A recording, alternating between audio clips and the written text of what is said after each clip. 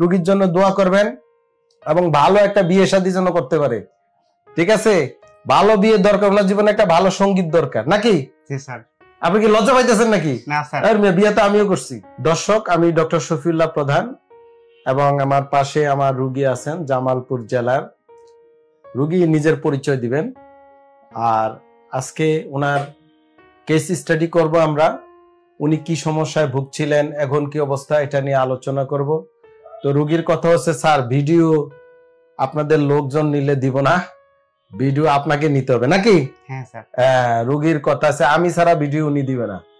তো প্রথমত আমি অ্যাপোলজি চাই আপনাদের কাছে। আসলে প্রত্যেকটা রুগীর ভিডিও আমার সাথে দেখবেন নাই, কারণ হচ্ছে এত সময় তো আসলে নাই। আল্লাহ পাক আমাকে এত সময় দেন নাই, কারণ রুগী দেখতে দেখতেই আমার অবস্থা খারাপ। ভিডিও নিব কখন, কখন সময় দিব নাকি? আপনি তো জানেনই আমাদের এখানকার অবস্থা। তো উনি যেহেতু আমার ছাড়া ভিডিও দিবেনই না, সো এই সাক্ষাৎকারটা আমি নিচ্ছি। আপনার পরিচয় দেন বা কি সমস্যা ছিল সবারে বলেন। আমার নাম মোহাম্মদ ইমরান, আমার দেশের বাড়ি জামালপুর। আমি দীর্ঘ 5 বছর ধরে হিপ জয়েন্টের ব্যথায় ভুগছিলাম। তো এর জন্য আমি জামালপুর, আপনার পরিচয়টা একটু আবার বলেন যে কোন জায়গায়? আমার দেশের বাড়ি হচ্ছে জামালপুর জেলার সরিষাবাড়ি থানায়। আচ্ছা, গ্রামের নাম? গ্রামের নাম হচ্ছে শিমুল তাইর। আচ্ছা, আমি বর্তমানে ইন্টার ফার্স্ট ইয়ারের স্টুডেন্ট। আচ্ছা, এবার বলেন আপনার এই সমস্যা কতদিন? এই সমস্যা হচ্ছে স্যার 5 বছর ধরে।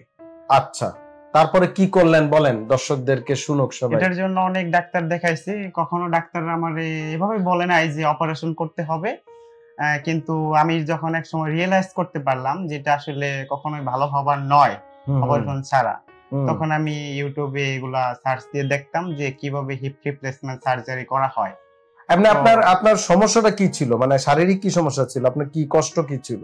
কষ্ট ছিল হিপ জয়েন্টের ব্যথায়, মানে আমি নড়াচড়াই করতে পারতাম না, এমন অবস্থাটা ছিল। আমাদের এখানে যখন আসলেন ডিপিআরসি তে, তখন কি অবস্থা ছিল শুরুতে?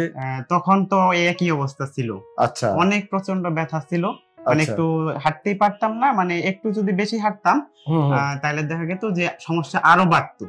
মাংসপেশি রোগে অনেক ব্যথা ছিল। তো এখানে ট্রিটমেন্ট নেওয়ার পরে আলহামদুলিল্লাহ এখন আগের থেকে অনেক সুস্থ। আচ্ছা, অনেক সুস্থ আছি, কোনো ব্যথা বেদনা এখন নাই। মানে আপনি আমাদের এই ডিপিআরসি যে কনজারভেটিভ, মানে অপারেশন ছাড়া চিকিৎসারে আমরা কনজারভেটিভ বলি, এই চিকিৎসা আপনি বর্তমানে হ্যাপি?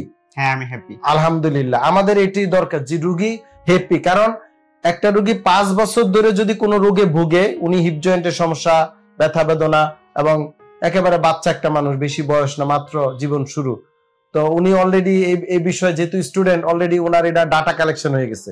উনি রিসার্চ করছে ইউটিউব, ফেসবুক, বিভিন্ন জায়গায় পড়ালেখা করতে করতে ঘুরতে ঘুরতে উনি বুঝে ফেলছে যে কি করণীয়।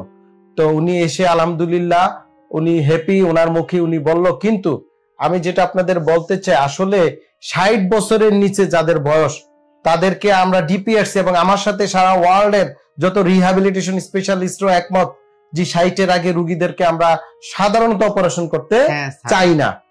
আমাদের এখানে এই সিস্টেমে আমরা আগাই। এই অবস্থায় রোগীরা কিভাবে ভালো থাকতে পারে?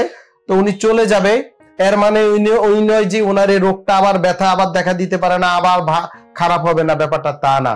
উনি ফলো আপে থাকবে, মাঝে মাঝে আমাদের সাথে আসা যাওয়া করবে, এবং আমাদের যারা পুরাতন রোগী যে কোনো রোগে এখান থেকে চিকিৎসা নিয়ে চলে গিয়েছেন, যদি কোনো কারণে ব্যথা ফিরে আসে, don't hesitate to come here. আপনি কোনো এমব্রেস ফিল করার কোনো দরকার নাই, সোজা আমার দরজা খোলা, চলে আসবেন।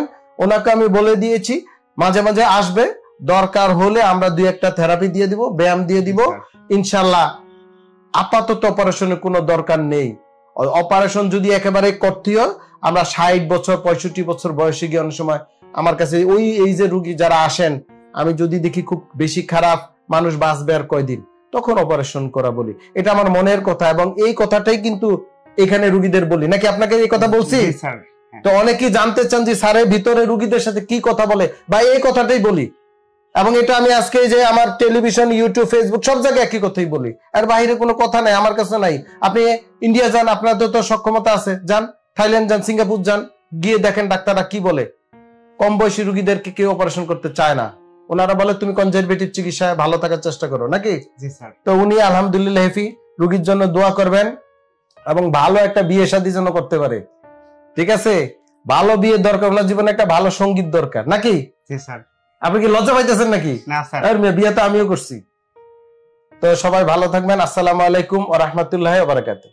ডিপিআরস লিমিটেড, আস্থা, বিশ্বাস ও নির্ভরতায় অবিচল।